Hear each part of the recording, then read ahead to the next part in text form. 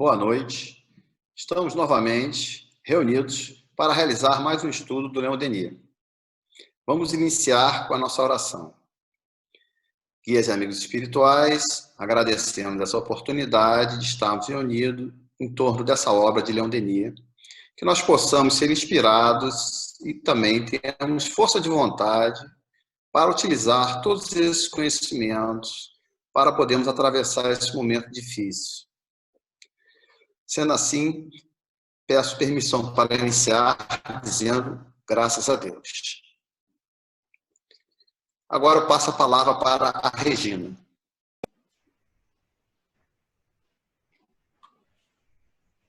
Boa noite. Estamos mais uma vez falando sobre esses pensamentos tão grandiosos do nosso irmão Leon Denis, que trouxe para nós uma abertura muito grande da doutrina, e com isso também alargando a nossa consciência, que é o objetivo da sua obra, é o alargamento da consciência do homem, para que ele possa acelerar a sua evolução. Nós vamos dar prosseguimento ao capítulo 16. E, nesse momento, nós estamos na segunda parte do capítulo 16. Está aqui o nosso irmão Leon Denis novamente, trazendo para nós esse mundo tão importante, o mundo dos espíritos, e como acontece no momento em que a gente encarna, quais as circunstâncias que aconteceram nesse momento. Nós vamos ver no capítulo 16, Vidas Sucessivas, Objeções e Críticas, na segunda parte. No capítulo passado, nós acabamos com uma pergunta, aquela pergunta que não quis calar. Só as almas perfeitas penetrarão nos reinos celestes. Como vou me aperfeiçoar? Os meios de aperfeiçoamento são tão restritos. Pode alguém vencer suas paixões, modificar seu caráter durante uma única existência? Então, aqui nós ficamos com essa pergunta que todos nós também fazemos. Como é que eu posso vencer minhas paixões? Como é que eu vou me aperfeiçoar? Agora, os meios de aperfeiçoamento já não são tão restritos assim. Já temos muitos instrumentos de aperfeiçoamento, muitos instrumentos de evolução, que nós vamos conhecer passo a passo durante esses estudos de Leon Denis. E o que acontece é que a resposta do livro foi a seguinte: se alguns têm conseguido, que pensar na multidão de ignorantes e viciosos que povoam o nosso planeta? Agora tem uma dualidade. Aqueles que têm conseguido só são os gênios, os santos, aqueles que têm muita cultura, aqueles que têm muito dinheiro. Onde fica essa escala dos que têm conseguido e dos que não têm conseguido? E aí, Ricardo, como é que você responde essa pergunta? Na verdade, muitas pessoas realmente conseguem passar por isso. E nós temos aqui algum auxílio no Evangelho segundo o Espiritismo, né, no capítulo 17, Sede Perfeito, Características da Perfeição, item 2. A essência da perfeição é a caridade em sua mais ampla significação, exemplificada pela orientação de Jesus: amai aos vossos inimigos. Nesse item também é observado que o resultado de todos os vícios e mesmo os pequenos defeitos alteram mais ou menos o sentimento da caridade, porque tem origem no egoísmo e no orgulho, que são a negação da caridade. Podemos, portanto, assumir que não é possível eliminar todos os vícios em uma única existência. Então, aqui a gente já tem uma explicação da dificuldade que é para qualquer um, realmente, numa única existência, conseguir vencer todos esses vícios. Quem é que consegue, atualmente, amar os inimigos? não é isso? Quem consegue evitar, às vezes até numa disputa com adversários, né? Apenas simples disputas no nosso dia a dia, consegue até levar a questões aí até ao último termo, né? Até uma situação complicada, né? Então, através dessas informações, a gente realmente consegue verificar quão difícil é, numa única existência, a gente conseguir realizar a perfeição. Mas todos conseguiremos, né? Esse é o consolo. Todos nós conseguiremos. Com certeza. Porque é isso aí. Todos somos perfectíveis, né? E ele continua, Exatamente. então, trazendo para nós uma pergunta. Ele hoje está cheio de perguntas, esse capítulo, né? Ele está sempre questionando a gente. É admissível que sua evolução se restrinja a essa curta passagem na Terra? Que coisa, né? Todo mundo pensa, a Terra é o único planeta do universo, a gente está aqui nessa passagem, não tem mais para onde ir, a Terra vai me dar tudo o que eu preciso. Será que é assim? Olha, ele diz que não. Onde encontrarão os que se tornaram culpados de grandes crimes as condições necessárias à reparação?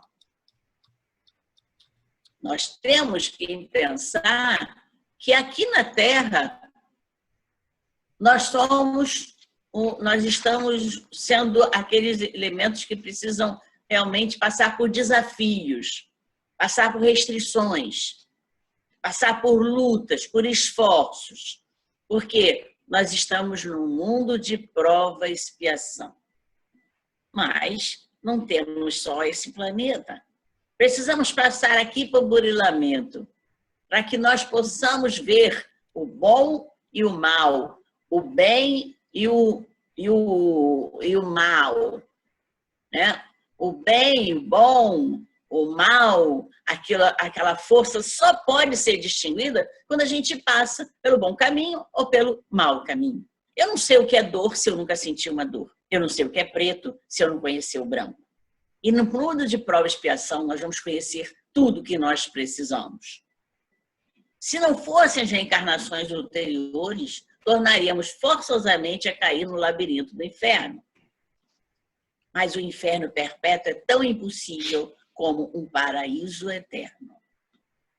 Por que não há ato mais louvável, nem crime, por mais horrendo, que produza uma eternidade de recompensas ou de castigos? A pessoa às vezes pensa, eu nunca mais quero ter dor. Eu nunca mais vou ter nenhum problema quando eu morrer. Desencarnou e começa tudo de novo, porque começa a ter outros questionamentos, começa a ter outras aprendizagens. Então, nós não podemos dizer que vamos ter a eternidade de recompensas, mas também não podemos ter a eternidade de castigos.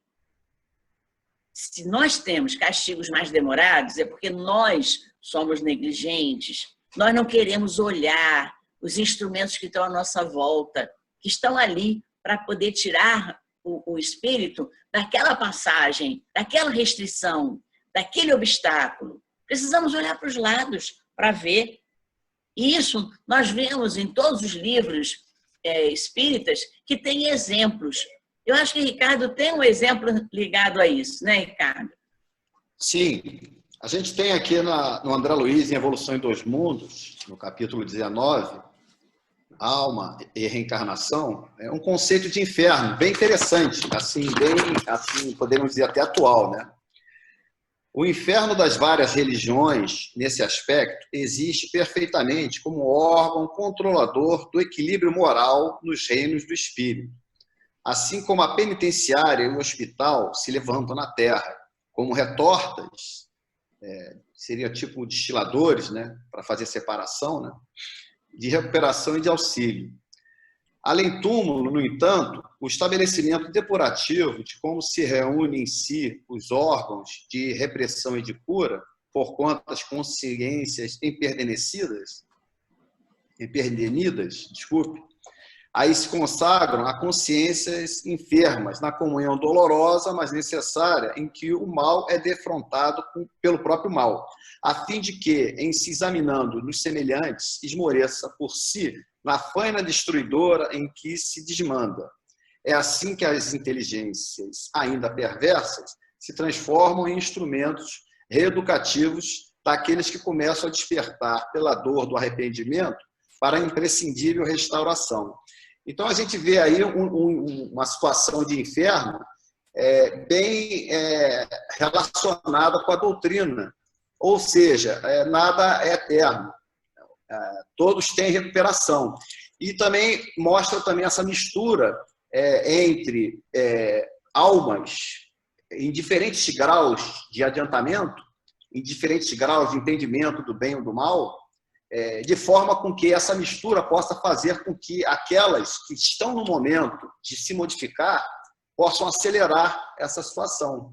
Então, a gente tem aquelas, ou seja, mesmo aquelas almas que a gente considera perversas, que a gente considera que estão muito afastadas da ideia, do entendimento da criação, mesmo elas têm uma utilidade. Elas servem para auxiliar, impulsionar o retorno, né, daquelas almas que se perderam para o caminho correto.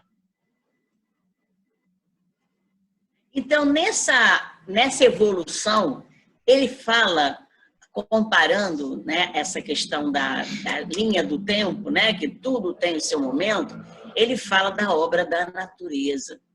Olhando a obra da natureza, nós vamos ver a origem da evolução dos seres e das coisas, que é uma origem lenta. A natureza não dá saltos. Tem um início e lentamente as coisas vão se modificando. Toda a parte da natureza é lenta e tranquila.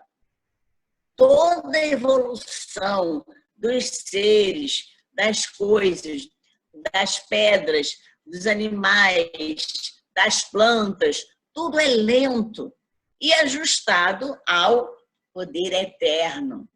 Tudo ajustado, controlado pelas leis divinas, que vão dando o tempo necessário para toda a evolução de todas as espécies. Ele diz que esse poder eterno fala das vozes também, né? Ele fala das vozes do universo. Essas vozes do universo, elas vão proclamando todo esse volume que existe no universo. E aí a alma humana não escapa a essa regra. A alma humana soberana, ela é a síntese e o remate desse esforço prodigioso. Último anel da cadeia que se desenrola desde a mais profunda camada da vida e cobre o globo inteiro. Olha só, como é importante a gente entender o que vem antes, o que vem depois. Que aí a gente começa a entender que, a partir desse momento, essa alma ela vai se tornar síntese, ela vai rematar todo esse esforço do universo, que começou lá, no primeiro ser, daquele unicelular, daquela sementinha que surgiu, que veio lentamente, tranquilamente, se transformando e ganhando evolução. E aí, aquele poder do eterno, ele ia jogando energias, ele ia jogando links para que as coisas começassem a se modificar, até surgir as plantas. Continuando a jogar seus links eternos, divinos, surgiram os animais. E depois, a grande alma humana, que também não escapou a essa regra de tranquilidade, de lentidão, de também ser uma obra da natureza, fez o remate desse esforço prodigioso do universo. Aí ele diz que foi a síntese que vai, então, estar presente no globo inteiro. resume toda a evolução dos reinos inferiores.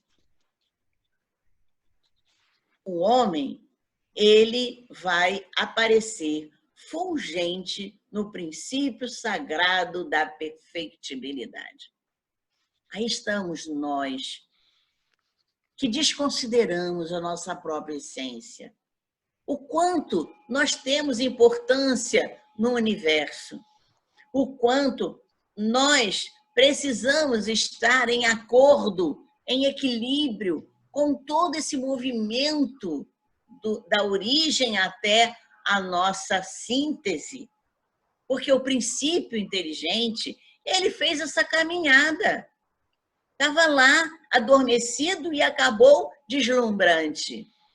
Essa foi a caminhada do princípio inteligente, que fez, com essa linha de tempo, ele fez o resumo da evolução dos reinos inferiores, aparecendo no sagrado de perfectibilidade, que somos nós, criaturas co-criadoras, que temos uma essência divina, uma luz interna. Essa sementinha que está dentro de nós não podemos desconsiderar. Precisamos olhar para ela toda hora. O que eu estou fazendo com essa semente? O que eu estou fazendo do meu papel nessa síntese, desse esforço que o universo fez? Nós somos aqui feito bonequinhos ambulantes, robôs, como se fossem pessoas negativadas. Não temos nada dentro de nós. Negativado deixa só nossa conta do banco, mas nós não podemos estar negativados. Nós temos muito a que oferecer. Estando ou não negativado materialmente, nós precisamos oferecer nosso brilho, a nossa alma, o nosso espírito, todo o nosso potencial. Esse não fica negativado nunca. E precisamos participar desse esforço do universo. E é para isso que nós toda hora estamos recebendo desafios. Foi para isso que a gente veio para nesse mundo aqui que a gente acha horroroso, porque tem muita dificuldade, tem muita luta. Mas é para isso, para nós podermos crescer. Se não tivesse luta, não ia dar certo, não. Existe aqui, né, também, né, Ricardo, você também viu aqui na obra Evolução em Dois Mundos, né, o quanto eles também alimentam essa questão, né, da origem da natureza, né? Exatamente. Então, nessa obra, a gente pode justamente percorrer toda essa caminhada aí até agora, desde o início da criação até agora, essa jornada do princípio inteligente, do espírito, né, rumo à angelitude, né? E aqui nós temos aqui, o que nós podemos dizer a respeito dessa obra, assim, rapidamente, né? A evolução dos reinos inferiores até o homem podem ser vistos no livro de André Luiz, Evolução em Dois Mundos, que através dos médios Valdo Vieira, que psicografou os capítulos ímpares, e Chico Xavier, que psicografou os capítulos pares, apresenta, na primeira parte, a evolução nos dois planos, espiritual e material. Olha só que interessante. Iniciando pela criação e renovação dos mundos por inteligências divinas agregadas ao Senhor Supremo, operando sobre o fluido cósmico. Então, aí começa tudo sobre a formação da matéria, né? Já tendo o espírito, princípio inteligente, né? A partir daí, descreve a caminhada do princípio inteligente, desenvolvendo-se em paralelo com os reinos vegetal, animal, até se tornar espírito, com E maiúsculo. No reino nominal, devendo caminhar para o reino angélico. Então, ele vai descrevendo toda essa caminhada, né? Nessa jornada, cita os diversos mecanismos, e aí está um aprendizado que é inestimável, muita coisa mesmo, né? Ele cita os diversos mecanismos evolutivos relacionados ao automatismo, às células, ao sexo, à hereditariedade, ao metabolismo, ao cérebro, à palavra, sempre sob a influência e evolução paralela do princípio inteligente ou do espírito, e também auxiliados pelos orientadores encarregados do processo. Então, a gente vai vendo aí a evolução dos reinos, e tudo isso com um trabalho do princípio inteligente, com um trabalho do espírito e dessa essa espiritualidade superior aí que está sempre organizando todo esse trabalho, né? Ele também desenvolve, ao final da primeira parte, vários capítulos sobre a alma humana e suas relações espirituais e materiais, além de fazer analogias entre situações vivenciadas pela alma humana e por organismos de outros reinos. Então, realmente é uma obra que a gente tem que buscar realmente um certo esforço para que a gente possa utilizar todo esse conhecimento. E eu tenho certeza que, à medida que a gente for passando o tempo, a gente vai estudando devagarinho, vai aprendendo cada vez mais, e a gente ainda tem um auxílio, tá? Nós temos, devido à complexidade de diversos termos utilizados nesse livro, José Marques Mesquita escreveu o livro Elucidário de Evolução em Dois Mundos, que é uma espécie de dicionário para aqueles termos tão diferentes que aparecem lá, né? Inclusive da área de biologia e tudo mais, são termos que muitos de nós não estamos acostumados e essa obra também facilita muito o nosso entendimento da obra de André Luiz. Então, vamos agora dar mais valor, né, a nós seres humanos. Não adianta ficar dizendo só, mas eu sou imperfeito. Vai ficar até quando dizendo que é imperfeito? Senão não vai sair do mundo de prova e expiação. Aí vai reclamar, porque no outro vai ser pior, né? O outro vai ser mais complexa a história, né? Então, em falar em evolução do homem, né? Nós temos aqui a sequência, né? 40 mil anos de evolução, né? E assim a gente foi chegando a partir do Homo sapiens, Neandertal, né?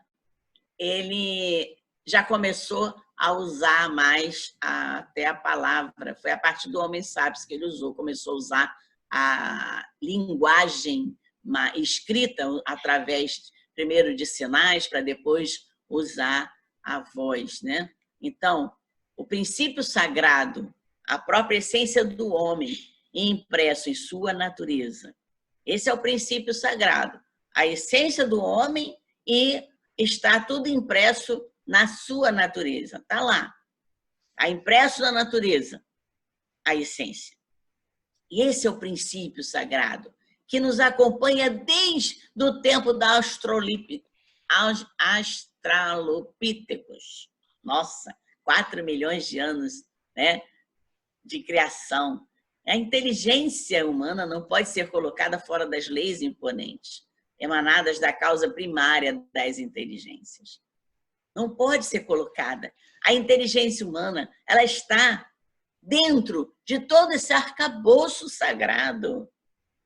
Não é uma inteligência qualquer.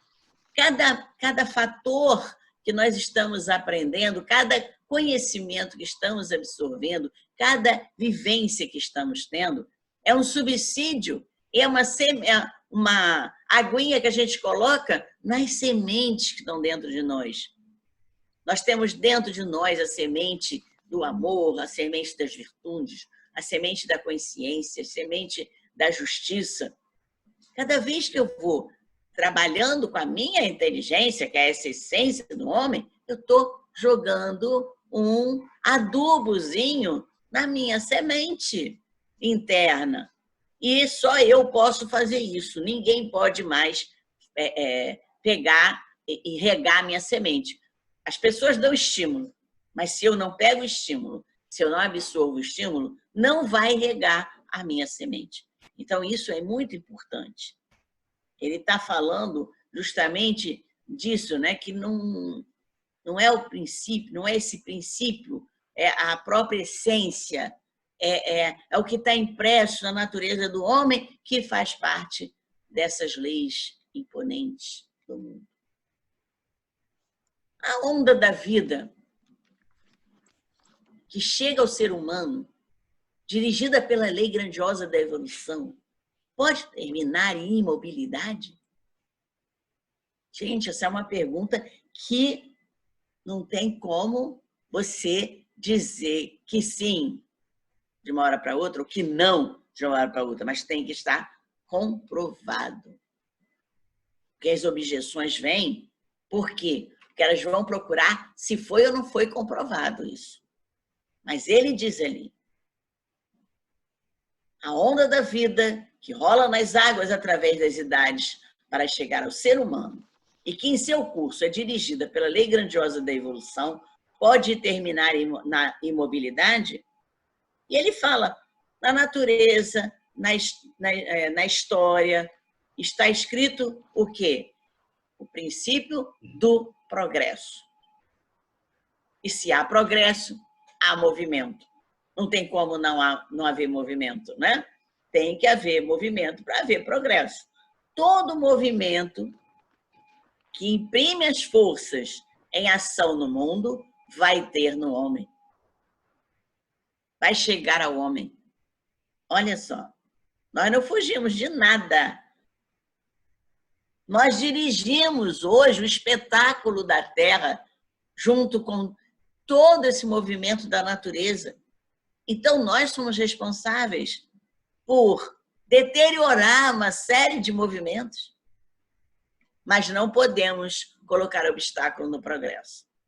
A gente deteriora as coisas materiais, a gente impede alguns movimentos colocando obstáculos, mas cedo ou mais tarde o progresso vai acontecer, passando por cima de nós. E aí, se tudo vai imprimir ação no homem, qual é a melhor forma da gente ficar feliz? É a gente não ir contrária a esse princípio do progresso. Porque se nós formos contra o princípio do progresso, o que nós vamos receber de troca? Furacões. Essa onda da vida, ela vem com o tsunami. Não adianta a gente ficar contra o progresso. A gente tem que andar par a par com o progresso. Ele manda um estímulo para a gente andar para frente, vamos andar para frente. No ritmo que o tempo permite, no ritmo que a nossa essência permite, porque cada um está num nível de evolução. Não vamos correr porque o outro do lado está correndo. Também não vamos parar porque o outro está parado. Cada um tem seu ritmo. E nós precisamos aproveitar essas forças de ação do mundo. As forças de ação do mundo estão sempre mostrando para a gente a direção que a onda está querendo nos levar. E é um movimento muito forte, não é um movimentinho qualquer, não. É um movimento muito forte. Ricardo, como é que você está vendo essa onda da vida? Realmente nós estamos sempre sendo empurrados por essa lei do progresso. E o interessante é que ele coloca no início aí, né, essa questão, essa pergunta, né, pode terminar a imobilidade, ou seja, quando chegarmos à perfectibilidade máxima permitida para nós, e aí, vamos ficar no paraíso, parados, sem fazer nada, né? E aí a gente tem aqui um trecho do item 113 do Livro dos Espíritos, que explica bem essa questão, né? Os espíritos puros gozam de uma felicidade inalterável, porque não estão sujeitos às necessidades nem às vicissitudes da vida material. Mas esta felicidade não é absolutamente a de uma ociosidade monótona, vivida numa perpétua contemplação. Eles são os mensageiros e os ministros de Deus, cujas ordens executam para a manutenção da harmonia universal. Comandam todos os espíritos que lhes são inferiores, ajudam-nos a se aperfeiçoar e lhes designam sua missão. Assistir os homens no seu desespero, concitá-los, incentivá-los ao bem ou à expiação das faltas que os afastam da felicidade suprema, constitui para eles uma suave ocupação. São designados algumas vezes sob os nomes de anjos, arcanjos ou serafins. Ou seja, todos nós, quando conseguirmos chegar à nossa pureza espiritual, na verdade, vamos querer trabalhar mais ainda. É muito interessante essa ironia, né? Nós que estamos achando aqui, né? O senso comum diz muito, não, quando chegar à perfeição, não vamos precisar fazer mais nada. Ficar tocando arpinha. Ficar tocando arpinha. Exatamente. E, pelo contrário, nós vamos querer trabalhar mais do que nós trabalhamos agora. E nós observamos nas histórias do plano espiritual que os espíritos mais adiantados são os que pedem as missões mais complexas. Porque eles podem aguentar missões complexas, nós não. A nossa missão já para a gente é complicada pra caramba. Exatamente. Imagina ser o governador desse mundo aqui. Não é? Imagina.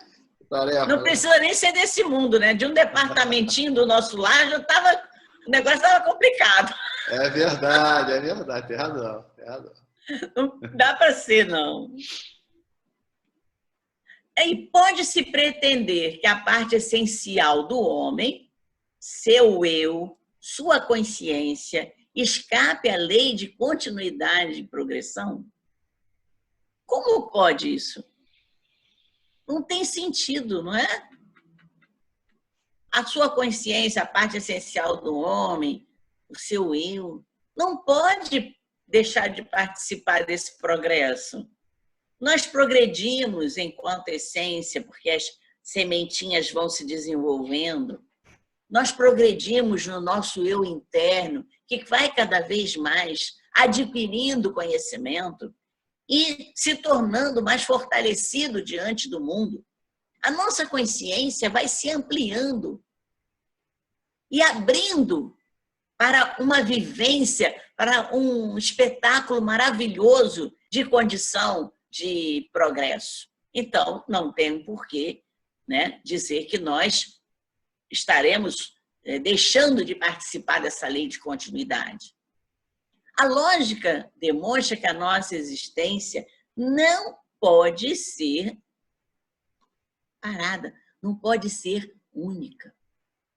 Olha as objeções tentando mostrar que não pode existir várias existências. Como é que pode existir uma existência só para esse progresso que nós temos que seguir?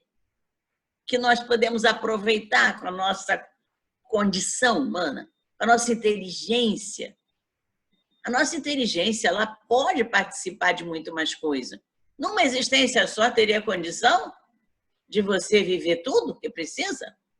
Não tem condição. O drama da vida não pode constar em um ato só. Nós estamos num teatro. Cada um tem o seu papel. Agora, a nossa vida, a nossa peça, nós é que vamos dirigir. Nós é que vamos escrever. Nós escrevemos página por página do drama da vida. Imagina se o meu drama da vida vai constar de um ato só, com tantas vivências que eu já tenho. Eu já tenho.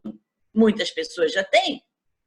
Desde bebê, aquele espírito que está nascendo, ele já traz um caderno imenso de vivência. Senão, não teria explicação as reações, as atitudes que as crianças têm hoje, tão elevadas, tão adiantadas. Então, aquilo não foi num só ato que ele aprendeu. Ainda nem está vivendo a vida, está lá ainda bebê, em 1 aninho, 2 aninhos, já está tão adiantado em pensamento, em acusações, em discussões. Como? Nos aprendizados.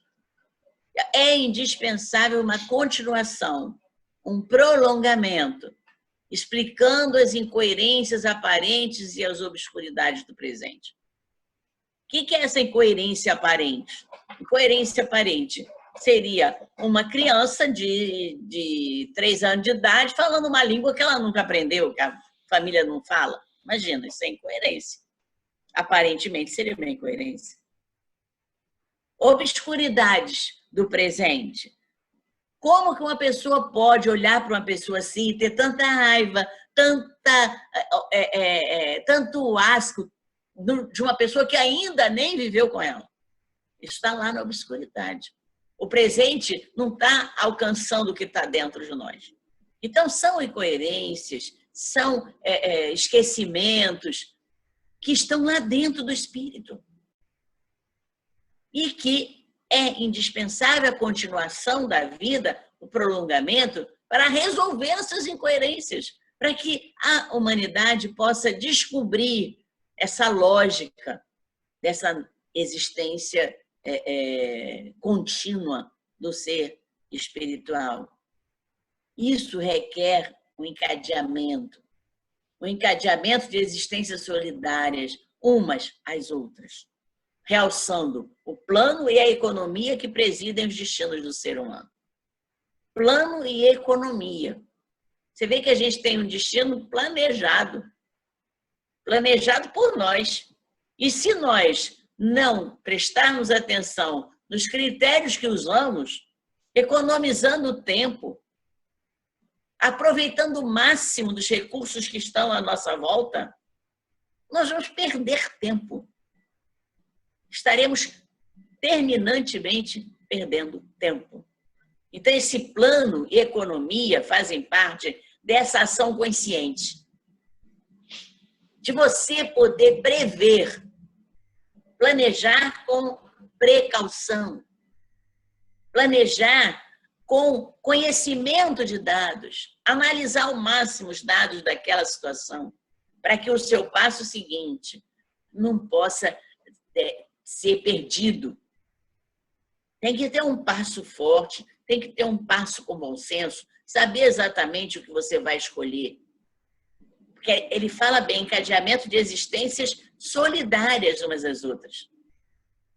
Então, dentro de mim, tem uma porção de gente que funcionou no passado. Eu não sou só essa pessoa, eu já fui várias pessoas. E que essas pessoas do passado, elas vão me dando subsídios. Elas tiveram aprendizado que hoje a Regina vai aproveitar. O Ricardo tem vários aprendizagens que hoje o Ricardo está aproveitando. Ele não sabe de onde vem, mas a intuição vem. Né, Ricardo? Vem a intuição. Ah, eu acho que eu já vi isso. Exatamente. Isso está fácil. E você tira deduções que não sabe nem por que tirou, né?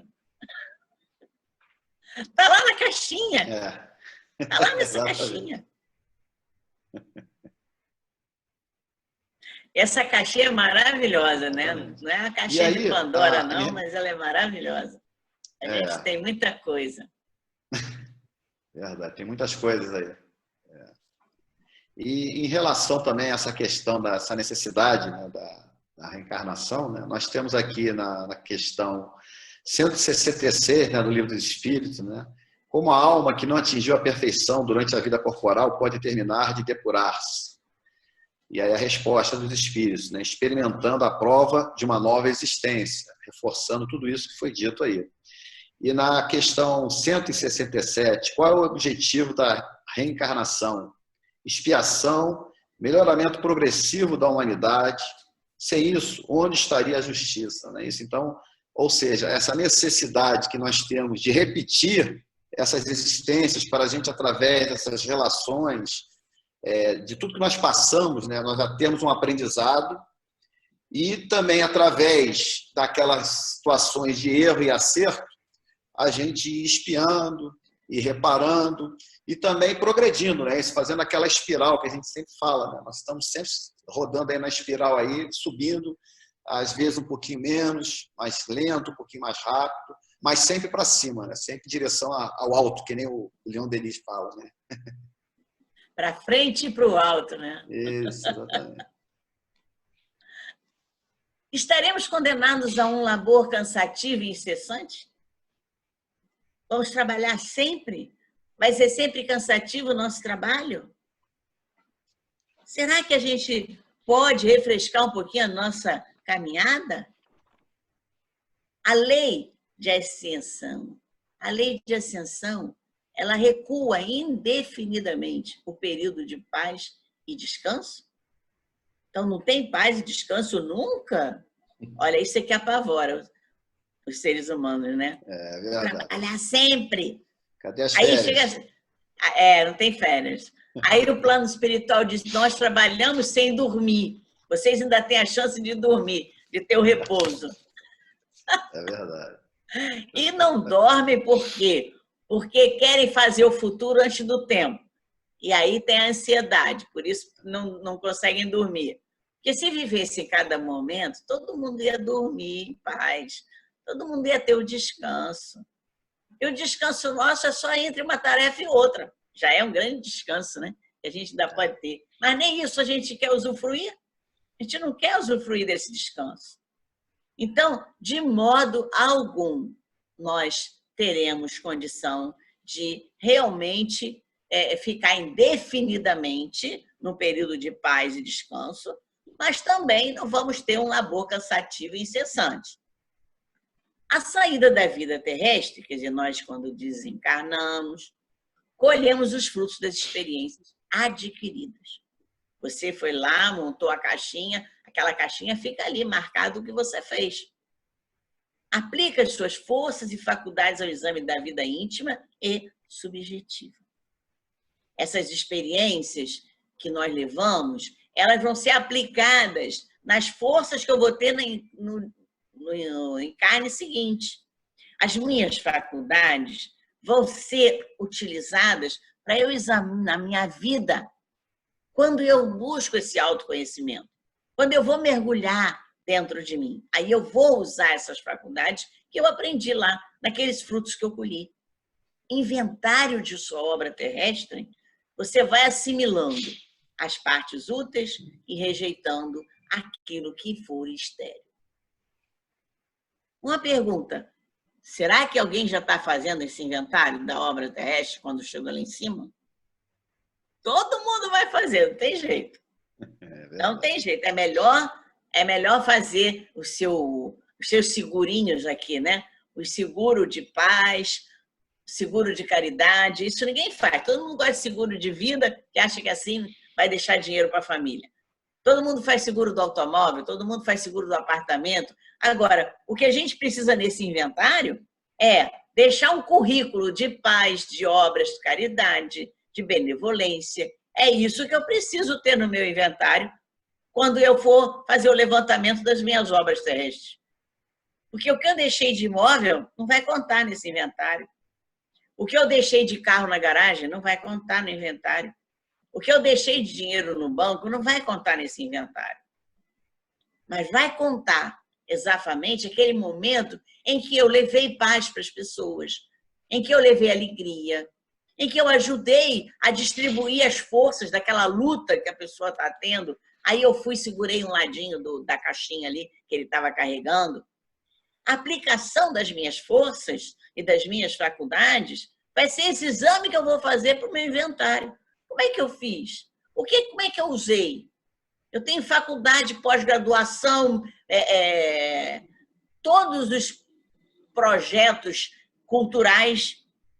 Eu apliquei isso em alguma coisa para ajudar o próximo?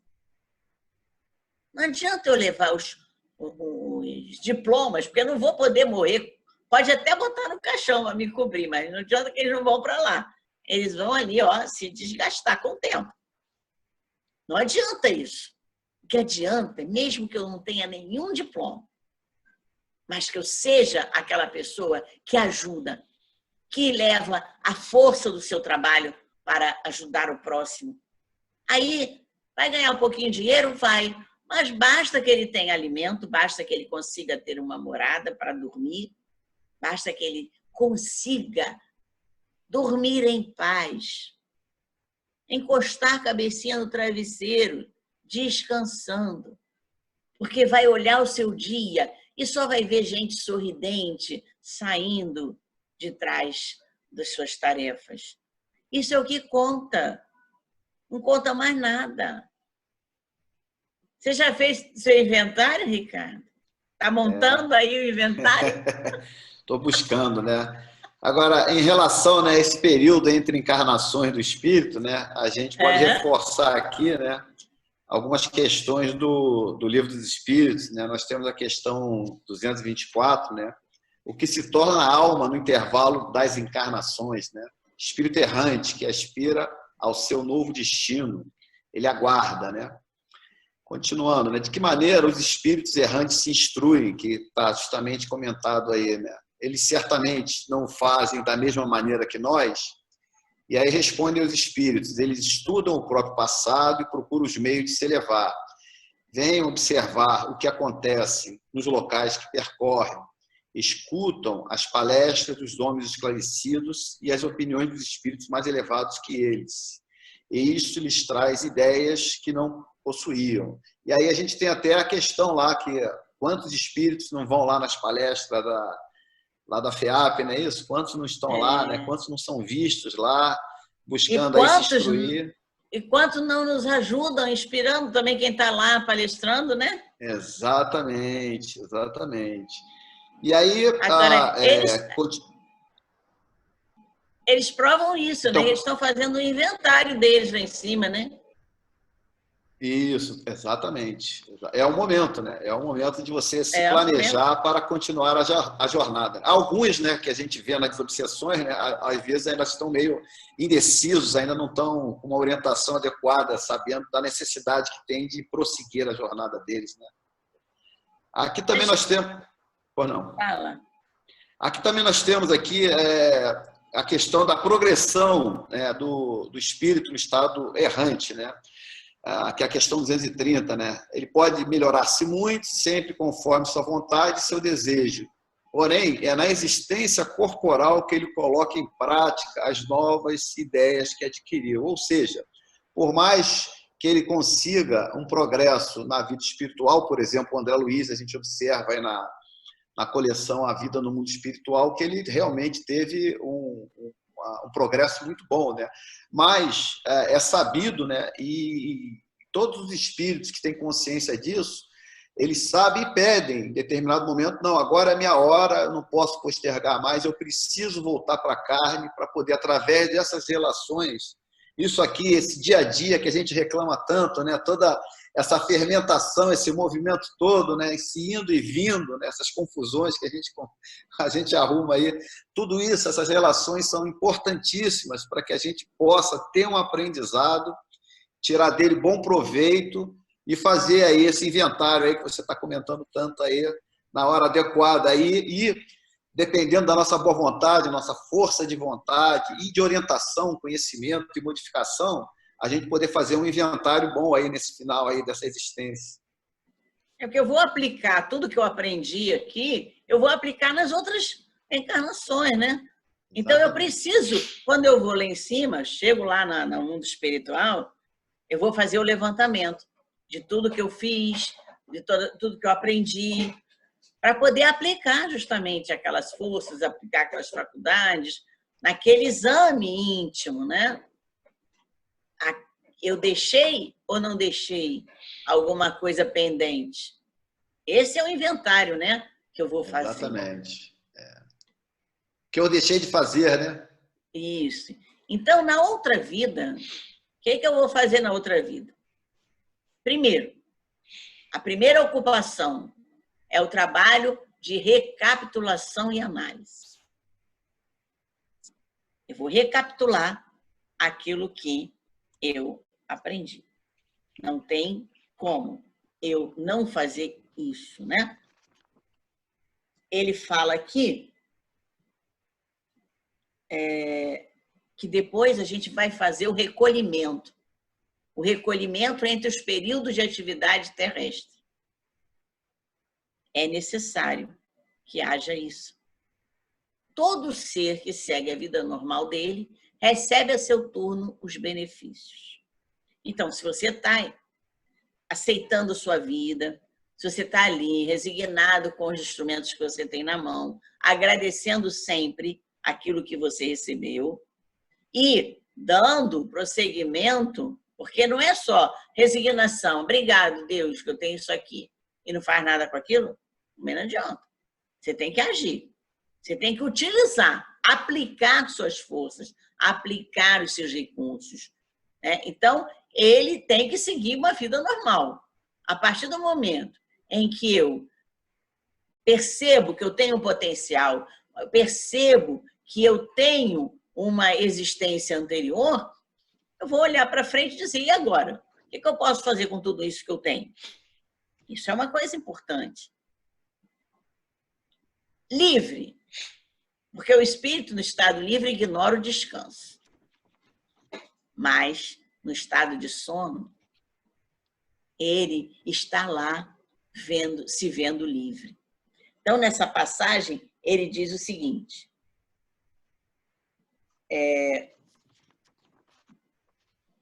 dizemos recolhimento Porque, na realidade, o espírito no estado livre ignora o descanso. A atividade é sua própria natureza. O que ele quer dizer com isso? O espírito que não está mais na Terra, ele não descansa. Então, não pense que depois, na outra vida, no plano espiritual, ele vai estar descansando em berço esplêndido. Ninguém descansa em berço esplêndido lá no mundo espiritual. Também ele fala que essa atividade não é visível no sono. Essa atividade que não tem descanso durante o sono, ela também não tem descanso. Isso, nós vamos ler dentro do Leon Denis, se vocês quiserem ver o que ele fala sobre o sono, está lá no capítulo que fala da alma com sono. É muito importante, quem não leu ainda os capítulos anteriores, que leiam esses capítulos. São 2 capítulos que ele fala sobre o sono. É muito importante, porque vocês vão ver o quanto nossa alma trabalha, a não ser, como ele diz ali, a não ser que os órgãos materiais de transmissão possam estar pedindo a alma, está pedindo a ajuda da alma. Os órgãos de transmissão é que sentem fadiga, os órgãos materiais sentem fadiga. E, a pouco, vão mostrando falência. Vão ficando cansados. Mas a alma não. O espírito não cansa. Então, no sono, a alma vai, passeia, aprende, traz recursos para intuitivamente a consciência encarnada aproveitar no seu dia a dia. No espaço, são desconhecidos esses obstáculos.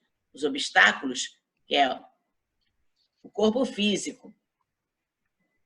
O espírito pode consagrar-se sem incômodo e sem coação às missões que lhe cabem durante a encarnação.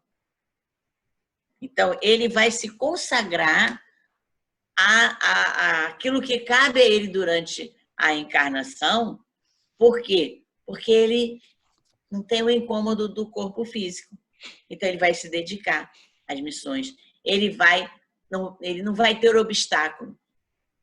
O obstáculo da Terra é o corpo. Ah, estou com dor no joelho. Ah, estou com dor na coluna. Ah, estou com dor de cabeça.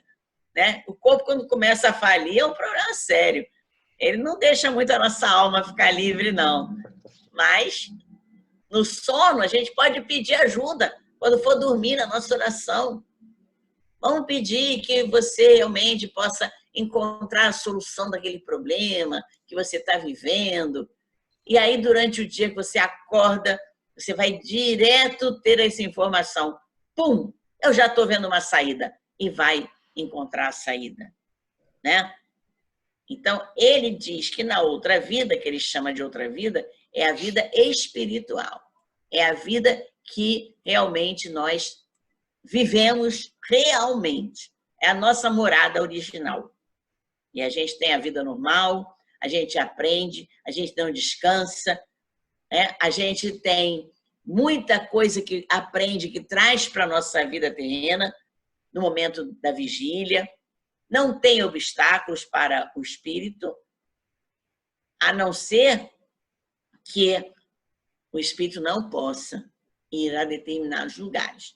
Mas isso tem os orientadores ao nosso lado, sempre controlando onde eu vou, para onde o que eu preciso ir, né? Onde eu preciso mais ir. Eles vão dando essa ajuda. Porque, inclusive, eles protegem a gente em determinados lugares. Porque a gente não tem condição, às vezes, de ir a determinados lugares, não tem um preparo, né? Para a gente ir a qualquer lugar. Então, quando nós descemos a vida terrestre, o que acontece? Rejuvenescimento, volta a ser bebezinho, vai se reconstituindo,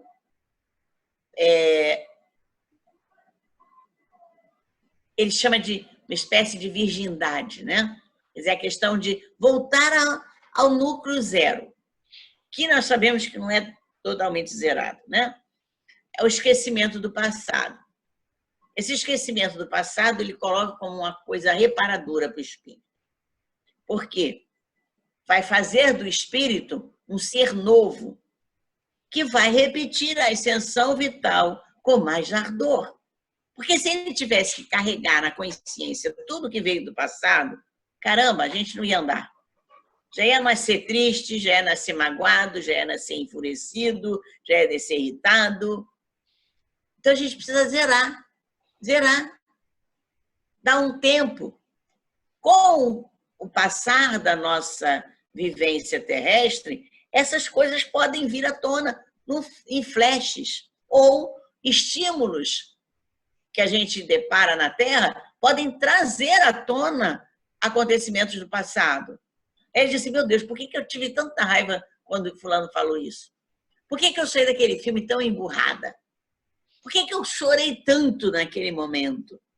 Isso são coisas do passado que estavam lá guardadinhas no nosso inconsciente.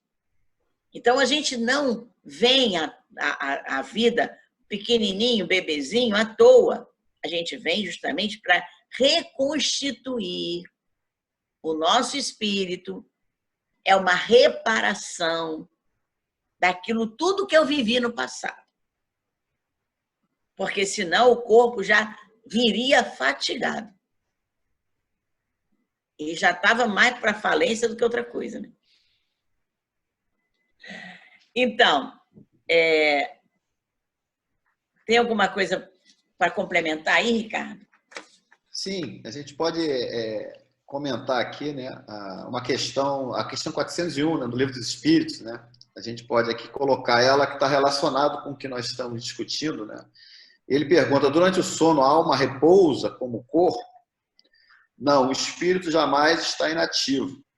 Durante o sono, os laços que o unem ao corpo estão relaxados e como o corpo não está necessitando dele, ele percorre o espaço e entra em relação mais direta com os outros espíritos. Então, é justamente aquele momento da desdobramento, né, durante o nosso sono, e que a gente tem a oportunidade, e é inclusive importante a gente fazer as nossas orações antes de dormir, justamente para pedir para sermos levados para lugares onde possamos ser instruídos, podemos ser orientados e termos essas boas ideias que você falou aí, que muitas vezes a gente acorda, né? Muitas vezes a gente dorme preocupado, né, com um problema, né? A gente até relaxa, consegue relaxar, mas a gente sabe que aquele problema é importante para a gente. E aí, nesse momento que a gente desdobra, a gente tem contato com espíritos, às vezes até com espíritos encarnados, né? Não necessariamente vamos nos reunir com espíritos desencarnados, podemos nos reunir com espíritos encarnados e vamos conversar, vamos trocar ideias aí, né, com pessoas até de outros países, né? E aí a gente vai conseguir ter inspiração para resolver muitos problemas, né? Todos nós, né, conforme você falou, acordamos de vez em quando aí com aquele eureka, aquela ideia, aquele problema resolvido ou pelo menos encaminhado. É por isso que muitas descobertas acontecem em 2 países diferentes ao mesmo tempo. Isso. Que aqueles seres, né? Nós já vimos, até Kardec já mostrou isso lá na Obras Póstumas, né? Isso. Seres que se encontram, discutem as ideias deles e aí vão para os seus países e surgem as ideias. Cada um num país, aí você diz que imitou o outro. Isso, mas não é isso, não. Eles se encontraram, planejaram, né? Fica naquela briga de quem é a patente, quem inventou primeiro. Quem é a patente, é isso aí, né? É isso aí. Tem a pergunta 392 também, né? Todo mundo pergunta por que o encarnado perde a lembrança do seu passado, né, Ricardo? Exatamente. Ele está falando aqui, né? Reparador isso, né? Isso. Aí ele diz, o homem não pode nem deve saber tudo. Deus, na sua sabedoria, assim o quer. Sem um véu que lhe oculta certas coisas, o homem ficaria ofuscado, como aquele que passa sem transição da escuridão para a luz. Com o esquecimento do passado, ele se sente mais senhor de si, que é justamente a oportunidade que a gente tem de recomeço, recomeçar uma nova vida. Não é isso? Isso é muito importante para nós, até porque nós normalmente nos reunirmos com outros espíritos que tiveram, às vezes, até relações ruins conosco, para justamente poder ajustar através do laço do amor aí familiar, né? Ajustar essas questões. Então, realmente é importante. A gente pode, por outro lado, também se sentir superior ao outro, porque em outra encarnação eu tinha uma posição superior. Então, tudo isso aí é uma oportunidade de a gente zerar, ter um novo recomeço, né? Começar do zero e aí ter esse aprendizado, essas relações e mais uma oportunidade, mais uma possibilidade, né? A gente não pode nunca esquecer que nós temos o livre-arbítrio, né? Então, podemos fracassar, né? Temos que ter muita atenção com isso, buscar cada vez... A gente já tem muitos condicionamentos, né? Eu só vou gostar de fulano se... eu só vou amar se... E se a gente tem o véu do esquecimento, a gente acaba amando a pessoa que tem que amar mesmo, né? Aquela que você tem que se afinizar. Exatamente. Você vai amar o filho que foi o teu vilão do passado. Mas por ele ser filho, você tem aquele amor maternal, aquele amor paterno. Se eu não tivesse o véu do esquecimento, como é que eu ia amar um filho sabendo que ele é que foi o vilão da história? Aí seria difícil, né? Exatamente. Aquele perdoar 70 vezes, 7 vezes, ia ser complicado. Muito difícil. Então, cada vida realiza um progresso. Nós temos vários momentos de progresso. Cada progresso vai aumentando o poder da alma. A alma vai se aproximando da plenitude. Esta lei nos mostra a vida eterna em sua amplitude. Então, a cada momento, a cada existência que eu vivo essa existência realmente, prestando atenção no que eu estou fazendo, valorizando a minha vida, eu ganho progressos. Isso aumenta meu poder, aumenta minha condição de potencial e, com isso, eu vou cada vez mais me aproximando da plenitude. Então, a vida eterna, na sua amplitude, é isso. Eu vou de novo, mais um progresso, aumenta meu poder, me aproximo da plenitude, mais uma vez, eu vou para outra existência, e assim sucessivamente. Todos nós temos um ideal a realizar. A beleza suprema e a suprema felicidade. É essa a nossa meta, encontrarmos essa plenitude, essa felicidade plena. Mas, para isso, eu tenho que gradativamente ampliar a minha consciência. A mente não pode estar fechada. A mente tem que ser uma mente aberta para poder aceitar os progressos que vêm acontecendo no nosso dia a dia. Porque a nossa mente retrógrada, aquela mente que não anda para nada, que não mexe, que não quer mexer, que fica vivendo naquela caixinha, ela não vai ampliar a alma em nenhum momento.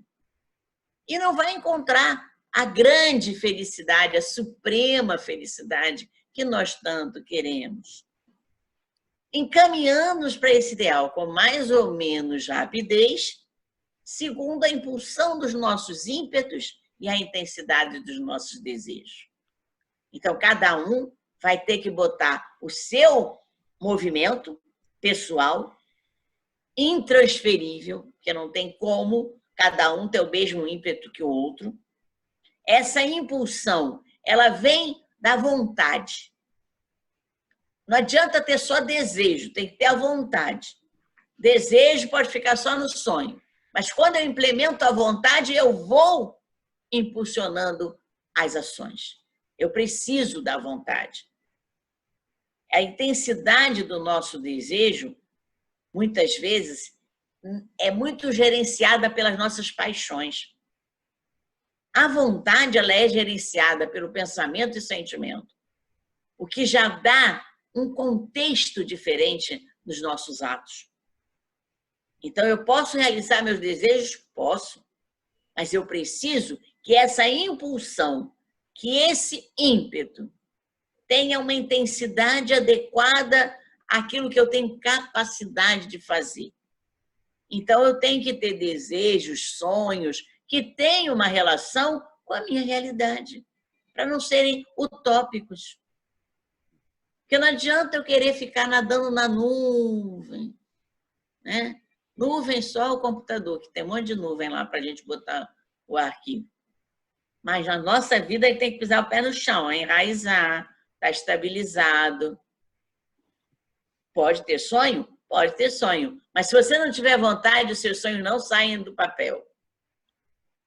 Não saem do papel. Tem que ter esse movimento. Aí, ele fala engraçado aqui, né, no Livro dos Espíritos, né? Está lá na questão 779. Isso, na questão 779, ele pergunta, né? O homem tira de si mesmo a força progressiva ou o progresso é apenas o produto de um ensinamento? Aí os espíritos respondem: o homem se desenvolve por si mesmo, naturalmente. Nem todos, porém, progridem ao mesmo tempo e da mesma maneira. É então que os mais adiantados auxiliam o progresso dos outros através do contato social, que é justamente essa estratégia que a espiritualidade tem, né, utiliza sempre, né, de misturar, né, espíritos de diferentes estágios evolutivos para justamente aqueles mais involuídos aprenderem com os evoluídos e os evoluídos terem até a oportunidade de demonstrar compaixão, caridade, né, ajudar de uma forma útil, ou seja, sempre havendo utilidade. Todo esse movimento de progresso, ele sempre demonstra, sempre apresenta uma utilidade, sempre nos torna úteis. Ele fala aqui também nos livros de Kardec, ele fala na relação entre determinismo e livre-arbítrio, porque aqui ele está falando de desejo, né? Está falando de vontade. Então, você pode ter o desejo, mas você tem o livre-arbítrio de fazer ou não fazer. Fica só no sonho. Agora, o seu destino não é um destino determinista. Ninguém vai te empurrar para uma determinada direção. Você pode fazer o final como você quiser. A única coisa que está certa é que a gente vai chegar à suprema felicidade. Como? Que caminho? Não se sabe. Não sei qual caminho que eu vou escolher. Então, isso, cada um tem, né? Tem o seu caminho. O universo está aí, né? O universo está aí para aparecer, né? Ele está funcionando, ele não para.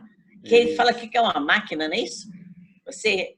isso. Ele compara aqui o determinismo com o livre-arbítrio, né, que é justamente para a gente ter essa noção de que nós é que criamos o nosso destino, né? Então, ele fala que o determinismo, a tese filosófica do determinismo afirma que tudo que acontece está predeterminado. O universo seria comparável a uma imensa máquina em funcionamento automático e infalível. O determinismo foi útil para a ciência na definição de leis físicas, químicas e biológicas, né? E aí, o livre-arbítrio, a gente tem bem colocado aqui nas obras póstumas, né, no capítulo 3, né, Criação, item 16, que ele diz que o livre-arbítrio quer dizer a liberdade de fazer ou não fazer, de seguir tal ou qual caminho para o seu adiantamento, o que é um dos atributos essenciais do espírito. Então, na verdade, nós estamos caminhando de acordo com o nosso desejo. Tudo isso que está acontecendo conosco, que às vezes a gente acha que está sendo impelido, a gente está sendo levado, na verdade, muitas vezes a gente tem uma ajuda, né? E essa ajuda tanto pode ser para o bem como para o mal. Aí vem a necessidade da nossa oração, não é isso? A gente buscar sempre orar, para a gente buscar nos ligarmos com espíritos elevados que vão nos ajudar a realmente a exercer de uma forma útil, de uma forma boa para nós e para todos esse nosso livre-arbítrio. Exatamente.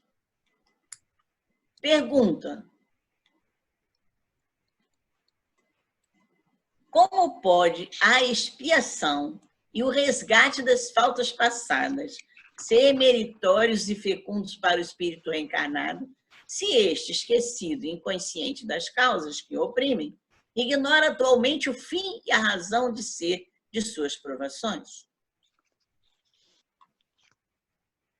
Aí já vem um dedinho dos que fazem objeção das vidas anteriores, né? Eles querem sempre pegar a questão do esquecimento, né? E você esquecido, inconsciente das causas, você também acaba vendo que não tem razão de ser as provas que você está passando. Claro, se você ficar na ignorância, você não fica sabendo mesmo. E aí fica com as mãos na cabeça, meu Deus do céu, Deus está me punindo, eu estou tendo um castigo divino. Mas não, você realmente faltou, né? Faltou com aquilo que você deveria fazer no passado, agora está fazendo de novo. Então, sofrimento é diferente de expiação. Eu posso ter as dificuldades, mas eu não preciso sofrer com as dificuldades. E a expiação, ela é uma função do arrependimento. Se você se arrepende, realmente, você vem com essa proposta de resgate, de reparação. Expiação significa reparação. Sofrimento não necessariamente é para reparar, porque o sofrimento não é uma escala do espírito. Você pode ter dores. Dor é uma coisa, sofrimento é outra. Tudo o que vive sofre. Planta, animal, homem, tudo passa por dificuldades. Tudo que vive passa por dificuldades. Está sujeito à dor. É o meio de evolução e de educação. Esses impasses, essas dificuldades, esses obstáculos que a gente vai passando. E aí, a gente deve estabelecer a distinção entre inconsciência atual e consciência virtual do destino do espírito reencarnado. Por quê? Se nós estamos na inconsciência porque a gente não conhece mais o nosso passado, nós temos que começar a ver que nós temos uma consciência no espírito. Por isso ele fala de consciência virtual do destino. Porque eu não sei qual vai ser meu destino, porque eu vou criar o que eu quero. Eu vou criar o que eu quero. Agora, eu garanto a você que eu gostaria de um destino que não fosse amargo para mim. Agora, eu vou botar um monte de entulho na minha frente para passar, aí vai ser amargo o destino. Mas quem colocou o entulho? Fui eu. Não foi o vizinho.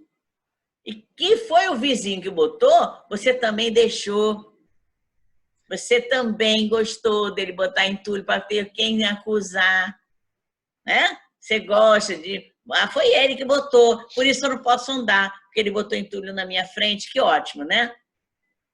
Agora você pode ficar aí em berço esplêndido, porque puseram entulho na sua vida. Aí é um mal que acaba sendo proveitoso para os malandros, para os negligentes, né? Ter obstáculo, que todo mundo colocar obstáculo, a malandragem fica solta, né?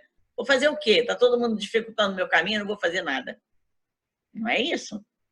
Então, a consciência virtual do destino é uma consciência que está montada, ela está sendo realizada, ela está sendo ampliada. No momento, eu não tenho consciência, mas eu tenho uma ideia do que eu quero. Eu tenho um sonho, eu tenho um desejo.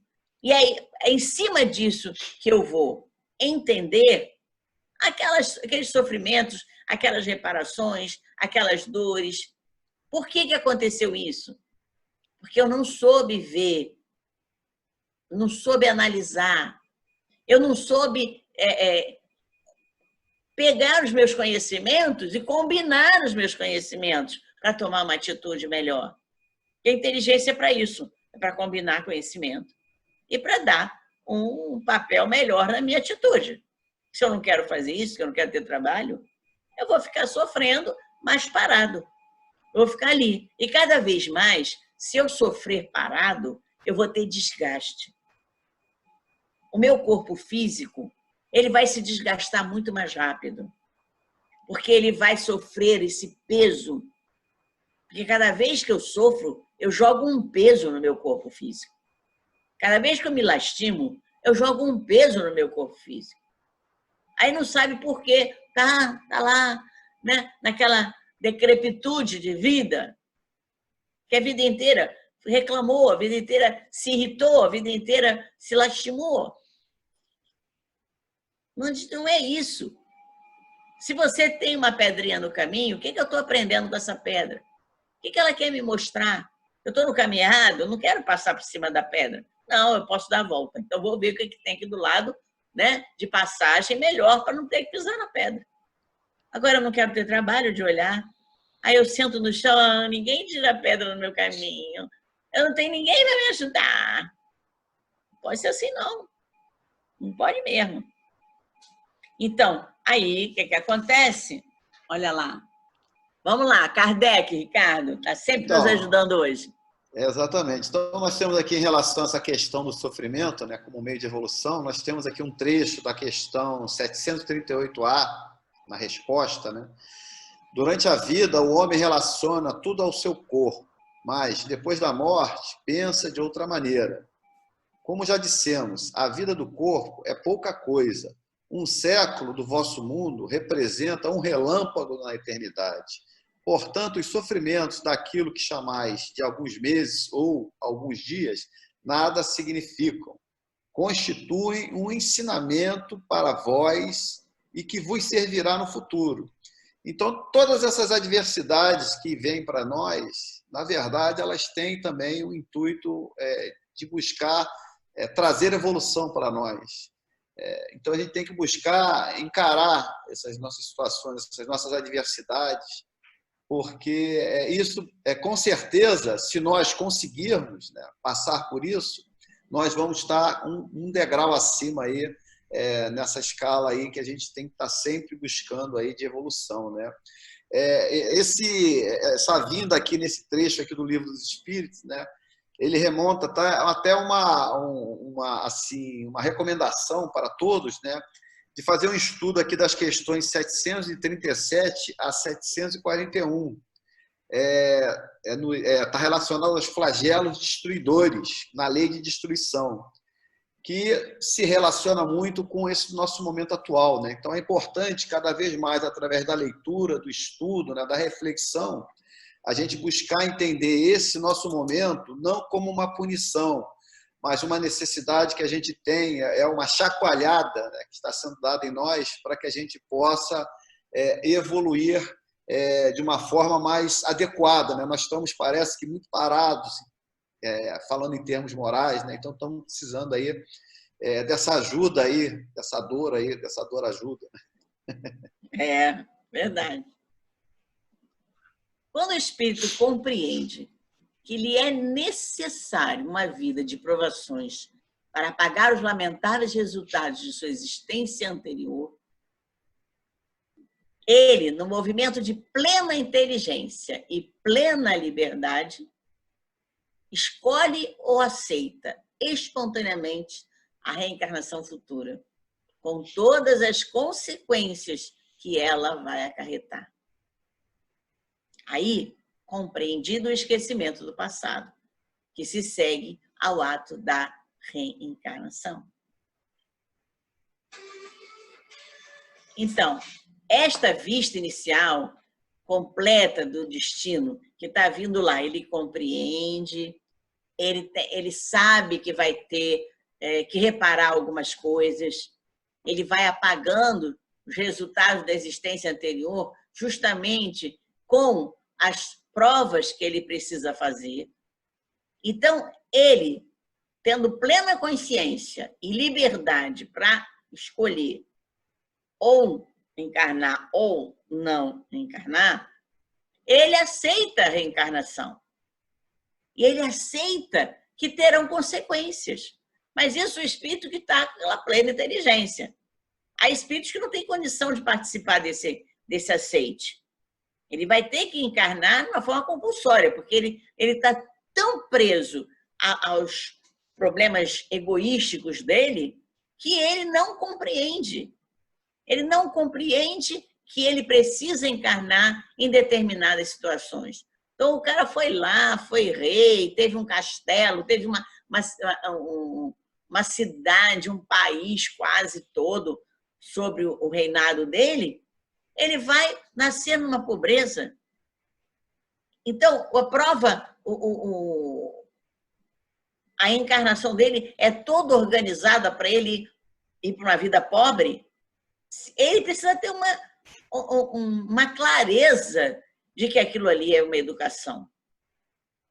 Porque ele precisa ter justamente claro para ele que ele precisa aprender para burilar o destino dele, para chegar àquela suprema felicidade, tem que ter um caminho mais fechado, mais limitado.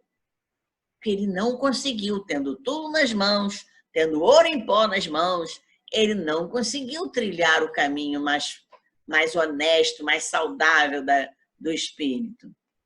Então, no momento preciso que o espírito aceita o renascimento, basta amplamente para estabelecer a consciência, a responsabilidade e o mérito dessa nova vida.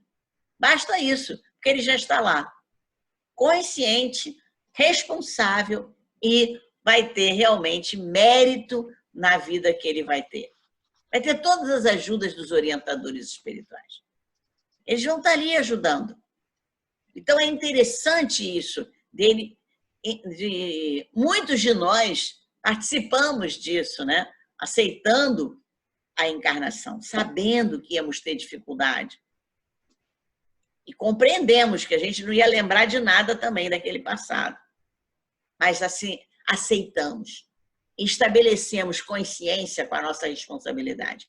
Nesse ponto aqui, é que eu gostaria de lembrar do capítulo do Evangelho que se chama o dever. Porque nesse momento o espírito está assumindo um dever consciencial com ele mesmo. E esse dever consciencial que nós nos esquecemos.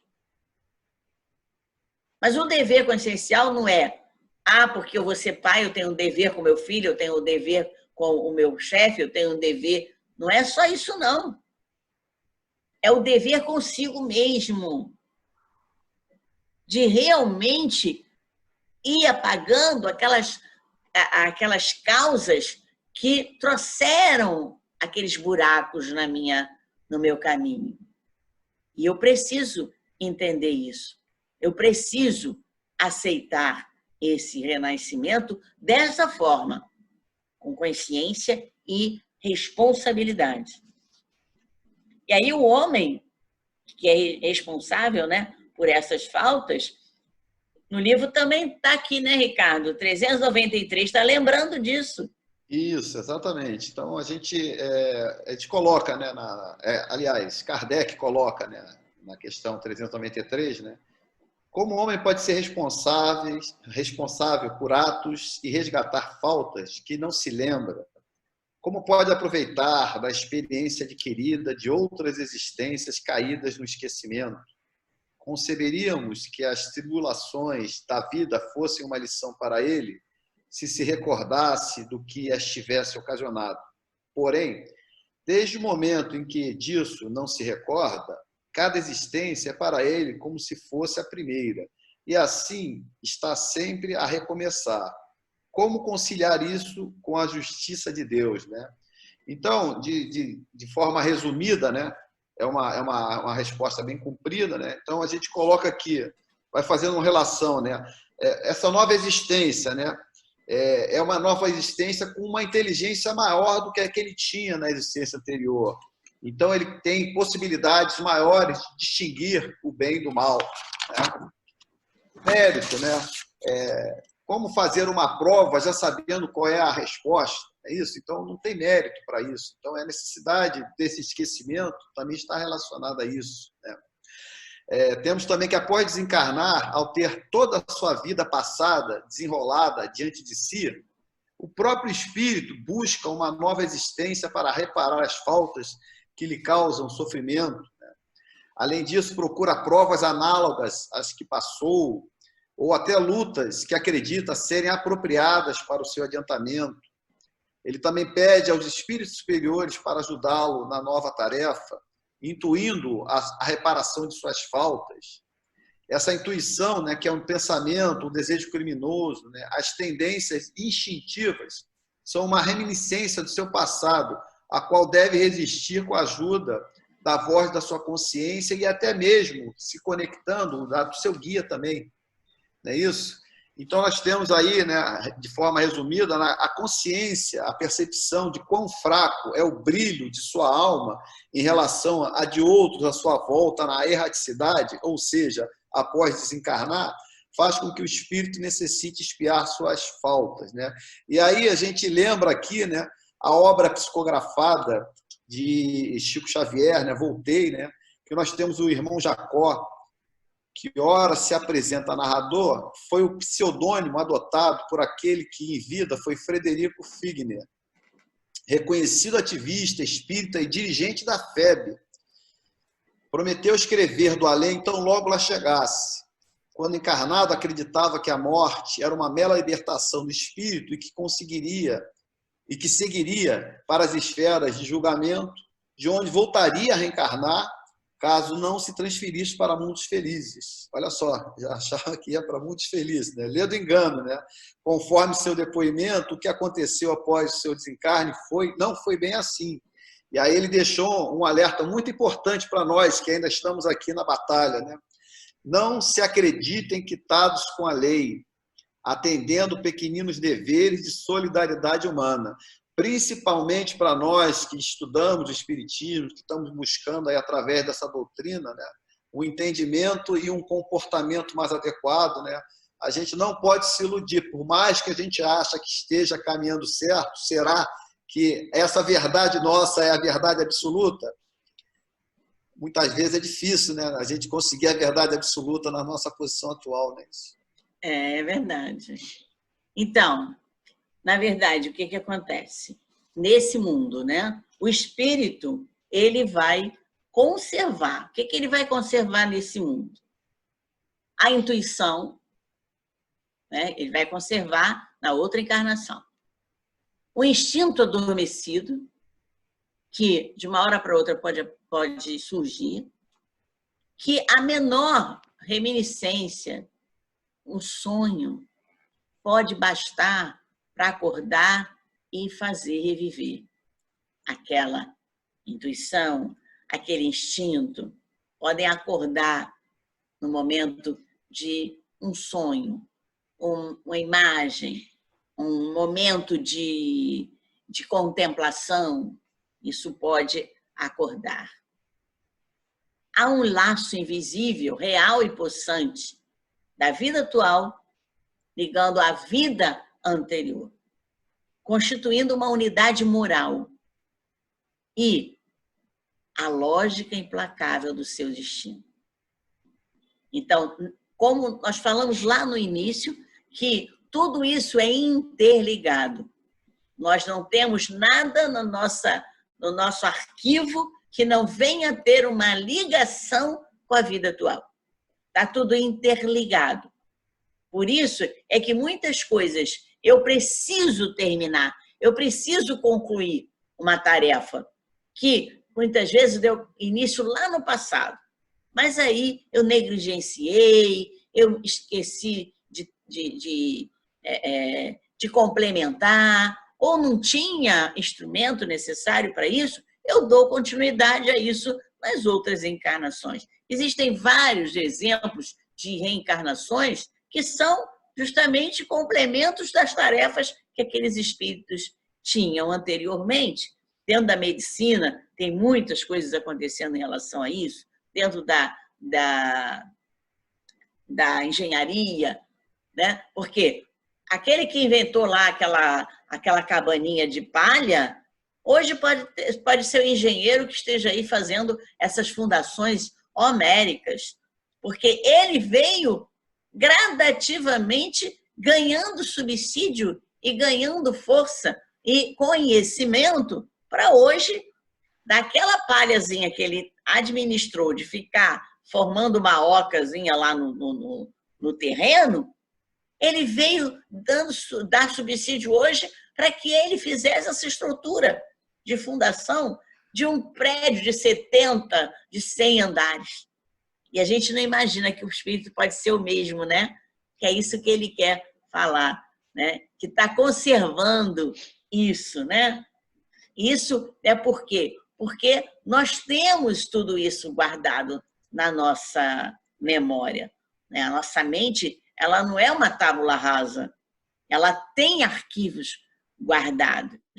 E aí, Ricardo vai falar conosco sobre o livro maravilhoso do André Luiz, rapidinho, porque a gente está com o tempo já apressado, né? Então, no Mundo Maior, né, no capítulo 4, Estudando o Cérebro, Calderado, o mentor de André Luiz, ele explicando sobre o esquecimento do passado, em determinado trecho, ele diz, né, em verdade, não há total esquecimento na crosta terrestre, nem restauração imediata da memória nas províncias da existência, que se seguem naturais ao campo da atividade física.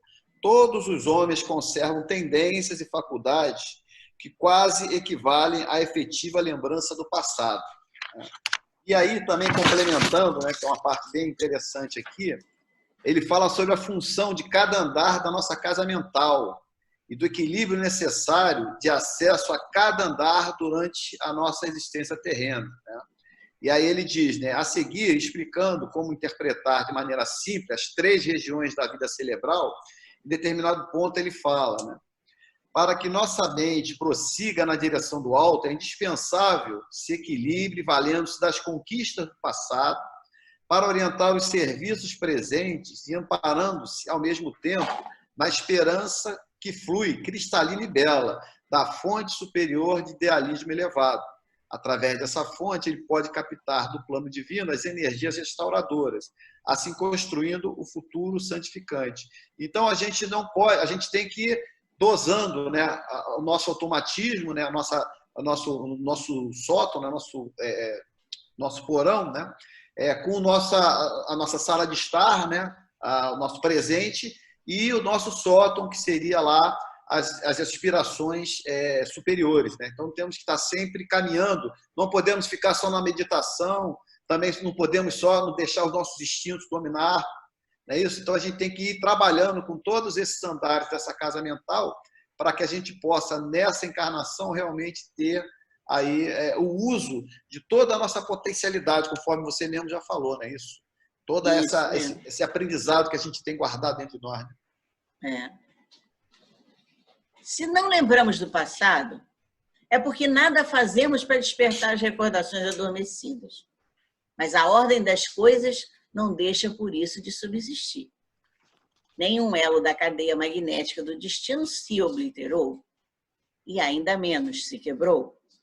Então, se a gente não consegue também despertar nenhuma recordação, porque a gente não buscou nenhum estímulo, porque no dia a dia sempre vai ter estímulo para trazer à tona uma lembrança. Não, pode não ser assim como uma lembrança, mas vem como uma intuição.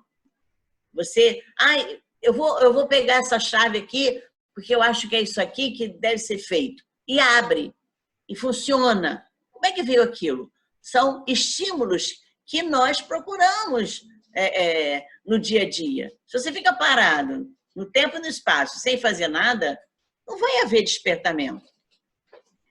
O homem de idade madura não se lembra do que fez na meninice.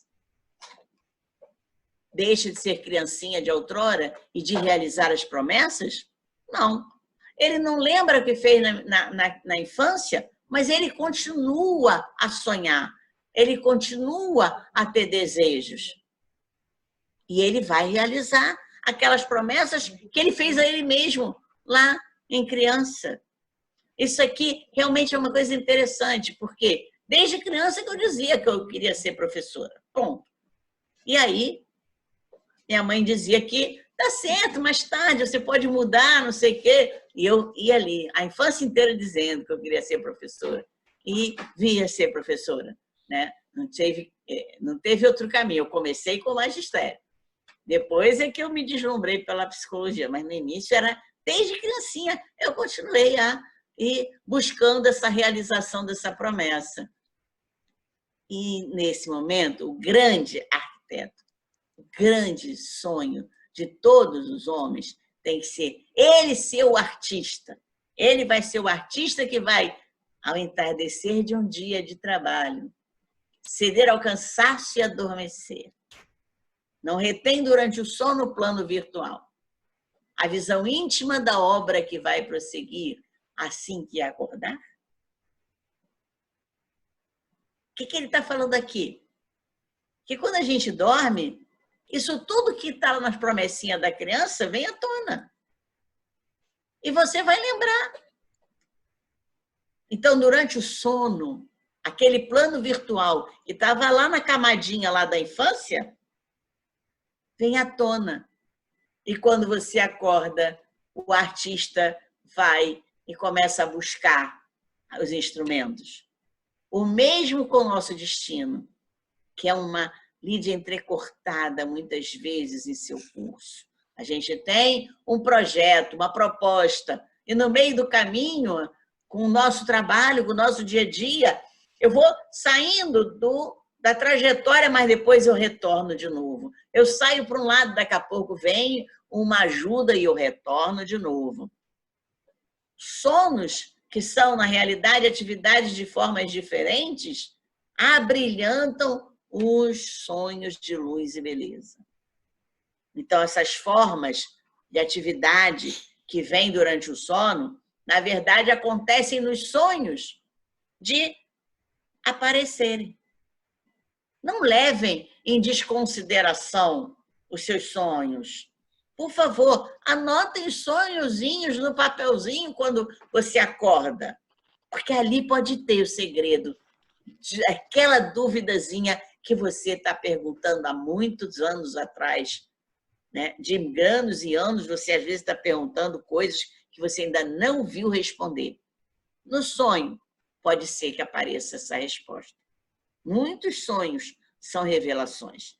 Revelações desse sonozinho de criança, dessa vida virtual, desse plano virtual, que quando chega à noite, cede ao cansaço e adormece, e vai aparecer lá na obra, que vai fazer com que você, ao acordar, dê prosseguimento a ela.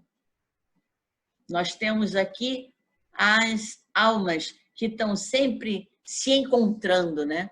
Existem vibrações das almas que estão sempre se encontrando. Você tem alguma coisa a acrescentar aí, Ricardo? É importante aqui a consulta ao capítulo 8, né? Estados vibratórios da alma, né? A memória, dessa mesma obra, do Problema do Ser, do Destino da Dor, que fala sobre essa questão da memória. Tá? Então, é uma recomendação para a leitura desse capítulo. Então, vida, a vida do homem. Vamos falar da vida do homem, que é um drama lógico, harmônico. Não tem nada fora do lugar. Nada. O Chico Xavier dizia, né? Aliás, outro dia a gente estudou Hamed também falando isso. Estamos na família que merecemos, temos o corpo que necessitamos.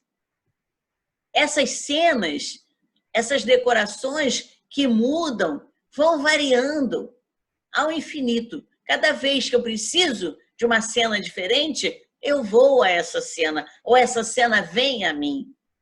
Cada vez que eu preciso variar meu caminho, o caminho é aberto para mim. De uma forma harmônica. Está tudo dentro desse cenário do meu teatro. Mas elas não são partidas, elas não se afastam da unidade do objetivo, nem da harmonia do conjunto. Então, está lá. A vida do homem é um conjunto lógico e harmônico. Pode ser dramático? Pode, porque é um teatro. Tem cenas fortes, tem cenas pacíficas, tem cenas românticas. Mas as decorações vão mudando, os caminhos vão variando, mas nada vai se afastar da unidade do objetivo que o seu espírito tem. Tem um objetivo grupal tem o objetivo coletivo, mas o seu espírito tem um objetivo único, que vai chegar ao objetivo do coletivo, todo mundo no final, que é a suprema felicidade. Voltando ao mundo invisível, tá lá, né? Quando voltamos ao mundo invisível, voltamos de novo lá, né? Tá lá no mundo, compreenderemos o valor de cada cena, o encadeamento de cada ato, e veremos a harmonia do todo em suas ligações com a vida e a unidade universais. E aí nós vamos descobrir que a gente não só existiu, que a gente realmente viveu. Vamos compreender o valor de cada cenário, o valor de cada encadeamento desses atos, a incomparável harmonia que temos no todo com a vida e a unidade universal. Isso é muito bonito, né, Ricardo? Exatamente. É muito bonito a gente pensar nessa unidade que muitas vezes o homem está querendo perder, né? Ele bem que quer desistir dessa unidade, mas não adianta. Ele vai fazendo essa teia, né? Ele vai costurando essa teia no dia a dia dele. Tudo tem razão de ser. Sigamos com fé e confiança essa linha traçada pela mão infalível. Dirijamos-nos aos nossos fins, como os rios se dirigem para o mar, fecundando a terra, refletindo o céu. Gente, isso é uma poesia linda. É muito lindo isso. Quem é que está querendo quebrar essa sintonia? Gente, a pessoa que entende essa sintonia não pode mais agir fora dos trilhos. Se ela tem fé e confiança de que essa linha realmente foi traçada para ela, não foi traçada para o outro, foi traçada para você. Vai chegando para o fim, vai se dirigindo para aquele fim que é o caminho do mar que você está recebendo. E isso vai fecundando a terra. Qual é a terra? Vai fecundando o seu castelo, aquele castelo de Deus que tem dentro de você. E esse castelo de Deus, quando é fecundado, ele emite uma luz que vai refletir lá no céu. É o seu sol interior que vai começar a brilhar. Mas você precisa ser fecundado, porque você só tem germe, você só tem sementinha dentro de você. Essa sementinha que vai trazer as virtudes para a sua ação é que vai fazer com que a sua luz brilhe. E está tudo traçado. Você é responsável para seguir a linha traçada ou não. Se você quer ficar mudando de linha, mudando de decoração, mudando de cenário o tempo todo, a culpa não é de ninguém. É de você mesmo, que não traçou objetivamente uma meta. Se você traça uma meta, porque você traçou uma meta quando veio para uma nova existência, mas se você não cumpriu aquela meta, e se você se desencantou por aquele projeto e resolveu se encantar de novo pelos seus egoísmos, pelo seu orgulho, pela sua vaidade, só lamento, cara. Não tem como. Você vai ficar sem fecundar. Em vez de você, vai ficar lutando contra a corrente do rio. Como é que a gente pode ir contra a corrente do rio? Nadar contra a corrente é complicado. Tem muita gente nadando contra a corrente, né, Ricardo? Exatamente. Nadando contra a corrente. A corrente está levando você para lá, uma coisa bonitinha, com pessoas que vão te esperar, que vão te dar a mão, que estão te ajudando. Aí você dá um safanão naquilo tudo e quer voltar. Aí o rio não deixa. Vai ser muito mais complicado voltar contra a corrente. Não tem como, né? E se pegar, então, uma cachoeira no caminho, aí que o negócio fica feio, né? Verdade. Pois é. Caramba, aí, Opa, tá na hora, Ricardo. Exatamente. Tá na hora. Mas nós voltaremos na próxima semana para terminarmos o capítulo.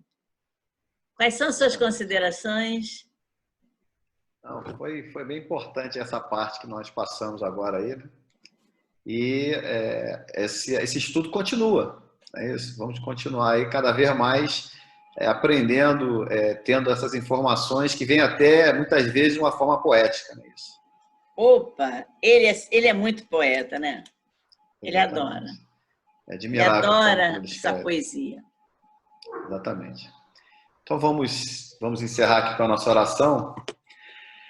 Guias amigos espirituais, Mestre Jesus, agradecemos por mais esses momentos que passamos juntos, pudemos abordar essa obra, que possamos cada vez mais termos fé, termos esperança de que tudo isso vai passar e que viveremos momentos melhores e também que saibamos a necessidade de nos adaptarmos a essas novas situações que virão.